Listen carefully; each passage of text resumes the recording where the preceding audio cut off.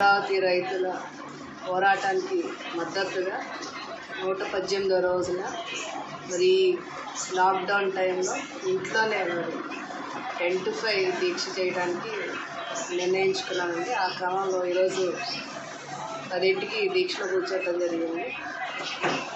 మరి మనందరం చూస్తూనే ఉన్నాం.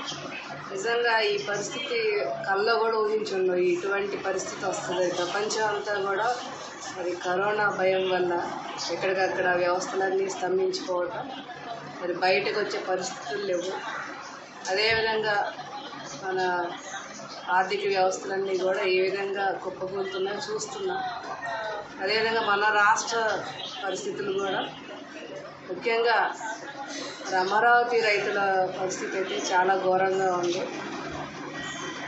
వాళ్ళు మనం సాధారణంగా మన భూమి, మన ఇంటి ముందు ఒక కాలువలో కానీ లేకపోతే పక్కింటి వాళ్ళలో కొంచెం మన భూమి కలిసినా కూడా ఎంతో బాధపడతాం, అయ్యో ఆ స్పేస్ అంతా వేస్ట్ అవుతుందని.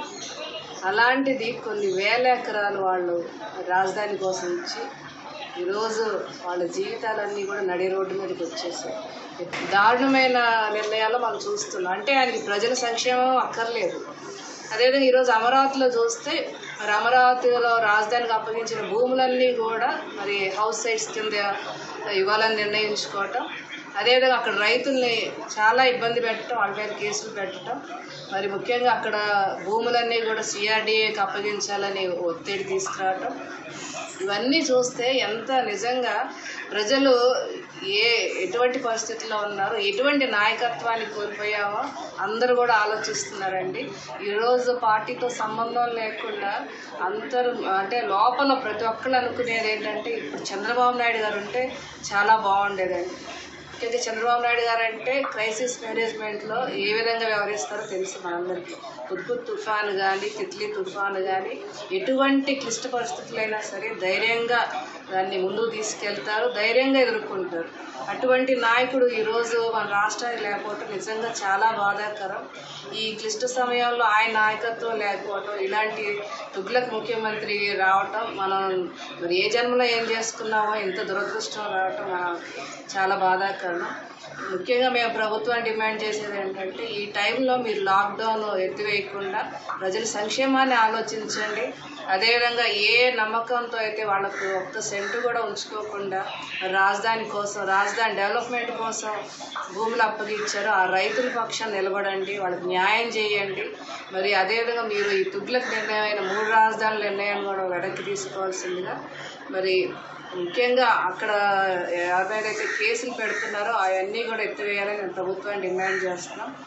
మరి ఇదే విధంగా మీరు కొనసాగిస్తే మీ పరిపాలన ప్రజలు తప్పకుండా బుద్ధి చెప్తారు. గొప్ప గొప్ప రాజులే ప్రజలు తలుచుకుంటే కూలిపోయారు కాబట్టి మరి మీరు అంత దిగజారిన పరిస్థితులు తెచ్చుకోవద్దు. మీరు ప్రజలకు అండగా ఉండండి, రాజధానిని అమరావతిగానే కొనసాగించండి. ఒక ఛాన్స్ ఇద్దామని చెప్పి మరి ప్రజలు నిర్ణయించటం, ప్రభుత్వాలు మారటం ఇవన్నీ చూసాము. ఎప్పుడైనా ప్రభుత్వాలు మారటం సహజం, రాజకీయాల్లో ఇవన్నీ సహజం. కానీ ప్రజల అభివృద్ధే లక్ష్యంగా, ప్రజా సంతృప్తి పరిపాలన చేయటమే ఏ ప్రభుత్వానికైనా లక్ష్యంగా ఉండాలి.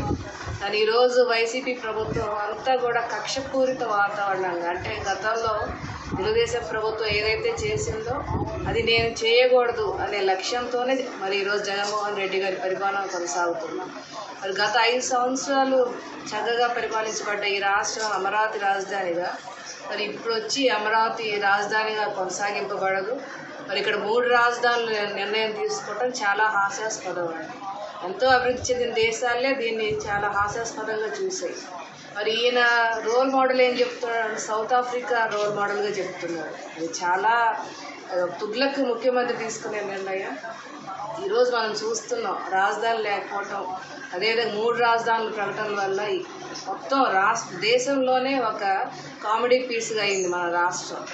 అదేవిధంగా ఇప్పుడు పరిస్థితులు చూస్తే మరి నిజంగా చాలా దారుణమైన పరిస్థితులు ఎదుర్కొంటున్నాం రాష్ట్రం. ఇటువంటి పరిస్థితుల్లో ఒక ముఖ్యమంత్రిగా ప్రజల్ని కాపాడుకుంటే ధ్యేయంగా పరిపాలన కొనసాగించాలి.